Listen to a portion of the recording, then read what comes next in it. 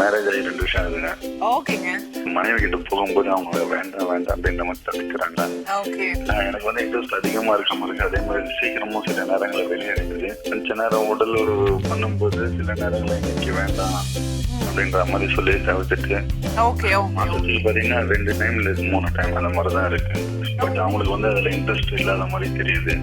Marriage ஆகி இப்போ latest 2 வருஷம் தான் ஆகுது. அதாவது இவங்களுடைய கம்ப்ளைண்ட் மெயின் காரணம் என்னன்னா, இவர் கவனிச்சுக்கிறாரு தவிர இவருடைய நாட்டத்தில் மட்டும்தான் இவர் கவனம் ஃபுல்லாக இருக்கு. பெண் பெரும்பாலுமே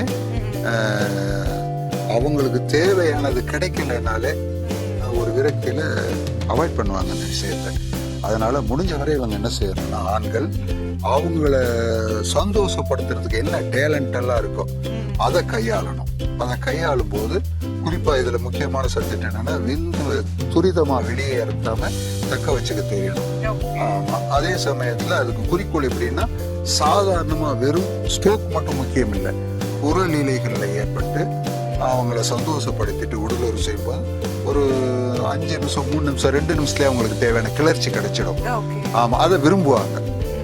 அதனால இவங்க மைண்ட் தெரிஞ்சுக்க வேண்டிய வேலை என்னன்னா, துரித ஸ்கலிதத்தை நிப்பாட்டுறதுக்கு தேவையான உணவு முறைகள் தன்மை முழுக்க மாதுளம்பழத்துல இருக்கு. அதனுடைய விதையில அந்த விந்துவை கெட்டிப்படுத்தக்கூடிய தன்மை இருக்கு. பாடியினுடைய ஹீட்டை நார்மல் பண்ணக்கூடியதும் இருக்கு. இதை நான் ஒவ்வொரு நிகழ்ச்சியிலையும் தொடர்ந்து சொல்லிக்கிட்டு இருக்கிறேன். காரணம் என்னன்னா, சடன் ரிலீஃப். 2 வருஷத்துல இப்போ மேரேஜ் ஆகி சலிப்பு 2 பேருக்குமே சலிப்பு தட்டக்கூடாது. குறிப்பா அவங்களை சந்தோஷப்படுத்துற லெவலுக்கு கொண்டு வந்துட்டா அவங்க விரும்புவாங்க.